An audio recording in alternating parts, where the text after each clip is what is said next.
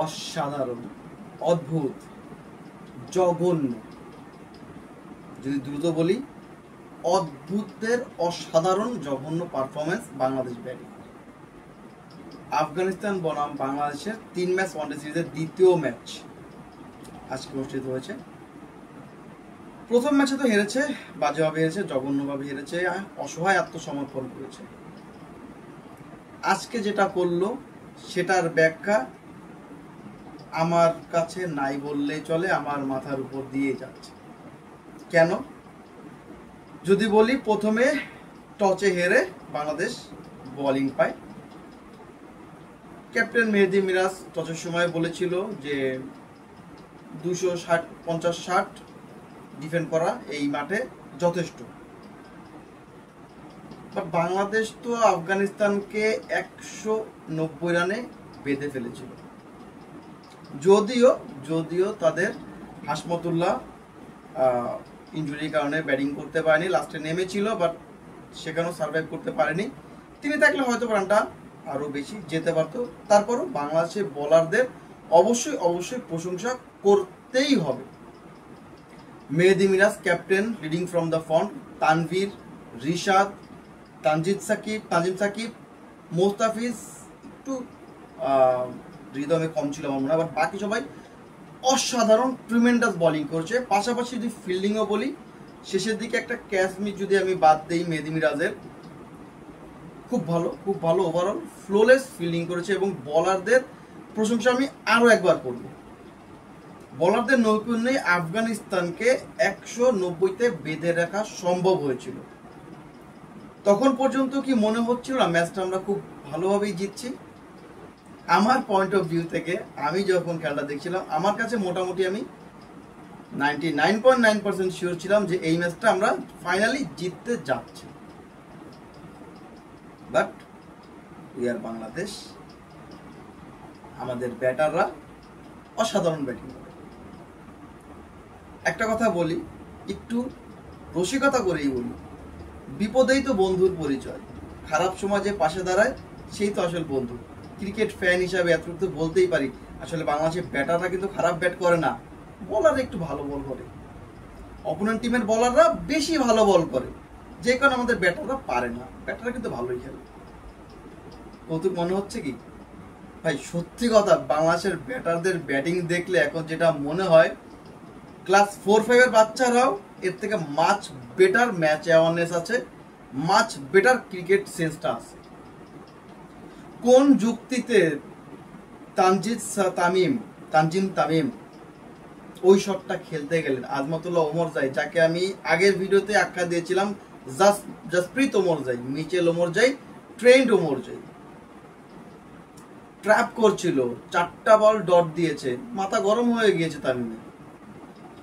একটা short pitch bounce বল পুল করতে গিয়ে আউট। ভাবা যায়। দ্বিতীয়ত যখন সাইফ খুব ভালো খেলছিল, আমি বলবো যে তার ব্যাটে বল আসছিল, ওই ওভারে একটা 4 মারলো, পরের বলে 6 মারলো, ঠিক তার পরের বলটায় লেফট কাট করার খুব কি দরকার ছিল। আমাদের এই যে গেম অ্যাওয়ারনেসের ঘাটতি, একটা 6 মারার পরে পরের বলটা যে বলার আপনাকে ট্র্যাপ করবে, এইটা কেন বুঝেন না ভাই? 110% কনফিডেন্স না হয়ে তার পরের বলটা শট করতে যায় না। আর শান্তর কথা কি বলবো ভাই, তোমরা উইকেট নিতে না পারলে কি হয়েছে? মন আমার খারাপ হয়, আমি উইকেট দিয়ে আসবো, ঠিক তেমনটাই মনে হয়েছে। কারণ ওইখানে এতদিন ধরে ইন্টারন্যাশনাল ক্রিকেট খেলার পরে ওইখানে যে ডাবল রান নেওয়া যায় না, ফিল্ডাররা যে মাঝে মাঝে ব্যাটসম্যানদের ট্র্যাপ করে, তাদেরকে পরীক্ষা করে যে তুমি ভাই দৌড় দাও, আমি বল থ্রো করবো, আদারওয়াইজ আমি বল দৌড়বো না, টুকুর টুকুর করে দৌড়াবো। বিষয়টা কি সেরকম ছিল না ইব্রাহিম জাদরানের? বাট শান্ত বুঝতেই পারেন নাই, তিনি তার দৌড়ের প্রতি অনেক অনেক বেশি আস্থা।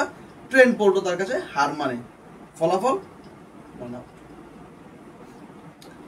আমি ভিডিওতে খেলার আগে একটা ভিডিও করেছিলাম, তখনই বলেছিলাম বাংলাদেশের বোলিং এর সময় 15 থেকে 35 ওভার খুব বেশি ক্রুশিয়াল মিডল ওভার উইকেট তুলতে হবে। 17 ওভার পর্যন্ত তারা 3 উইকেট বোধহয় তুলে ফেলেছিল, আমি কিছু ভুল না করলে তারপর থেকে 33 ওভার পর্যন্ত বাংলাদেশ কোনো উইকেট তুলতে পারে। হ্যাঁ, রান আটকে রেখেছে, বলতে পারেন 12 ওভার পর্যন্ত কোনো বাউন্ডারি দেয় নাই টানা ওই সময়টাতে। বাট ভাই রান তো মিডল ওভার চেক হবেই, বাট উইকেটটাও তো তুলতে হবে। ফেল করেছে, বাট বলাররা ভালো করেছে, রান আটকে রেখেছে, মাফ, 7 কোন মাফ। ব্যাটিংয়ের ক্ষেত্রে বলেছিলাম যখন বাংলাদেশ ব্যাট করবে প্রথম 15টা ওভার খুব বেশি ক্রুশিয়াল, ম্যাক্সিমাম 2 উইকেট, এর বেশি দেওয়া যাবে না। আমরা 4টা দিয়েছি, ডাবল, ম্যাচ তো ওইখানে শেষ। আমি যদি খুব বেশি ভুল না করি, বাংলাদেশ লাস্ট ওয়ানডেতে 15টা ম্যাচে, যদি আমি খুব বেশি ভুল না করি, 8 থেকে 9টা ম্যাচেই প্রথম 15 ওভারের ভিতরে বা 100 রানের নিচে 4 থেকে 5 উইকেট করে কন্টিনিউয়াসলি হারিয়েছে।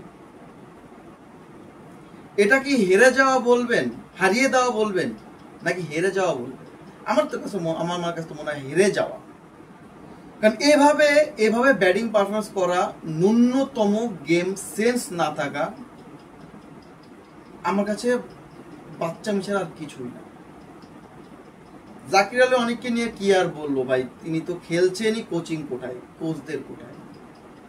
আবারও একটা ম্যাচ সেই যেভাবে আউট হলো, ক্লাস 3-4 বাচ্চাদের যখন প্র্যাকটিসে তারা নতুন আসে, তাদের যেভাবে ক্যাচ শেখানো হয় না ভাই, জাকির আলী ঠিক সেইভাবে রশিদ খানকে ক্যাচ শিখিয়েছেন। কি দরকার ছিল লাফ দিয়ে বের হয়ে গিয়ে এইভাবে করে ক্যাচ তুলে দেওয়া? 43 বল খেলে ফেলেছেন ভাই, রান আপনার সারা বাড়ি 15 না 16। আপনি তো অ্যাটাকিং মুডে ছিলেন না যে ওই মুহূর্তে আপনাকে অ্যাটাক করতে হবে, বল তো খাচ্ছিলেন, খান না। তাহলে বাজে বলে আউট হইতেন, ভালো একটা বলে আউট হইতেন, বাজে ভাবে ওই আউট হওয়াটা খুব দরকার ছিল। মেহেদী বিরাজ চার্জ করতে গিয়ে আউট, নুরুল হাসান সোহান একইভাবে রশিদ খানের বলে চার্জ করতে গিয়ে আউট। কপাল ভালো, রশিদ খান 5 উইকেট নিল, হ্যাটট্রিকটা করতে পারেনি, রিভিউ নিয়ে রিশাদ বেঁচে গিয়েছিল, আদারওয়াইজ হ্যাটট্রিক হয়ে যেত। একটা কথা খুব বেশি মনে পড়ছে, কথাটা বলি। মুস্তাক আহমেদ, বাংলাদেশ বলের স্পিনিং কোচ, তিনি একটা কথা বলেছেন, আমার কাছে খুব ভালো লেগেছে। মাঝে মাঝে বলারদের নয়, বলকে খেলতে হয়। বাংলাদেশি ব্যাটাররা রশিদ খানকে খেলছিলেন, রশিদ খানকে বলকে নয়। কথাটা একদম বাংলাদেশ ব্যাটারদের সাথে এই ম্যাচ না, শুধুমাত্র লাস্ট বেশ কিছু ম্যাচেই মিলে যায়। তারা আসলে বলারদের খেলে, বল খেলে না। মাইন্ড সেট করে রাখে, মারবো, মারে, আউট হয়।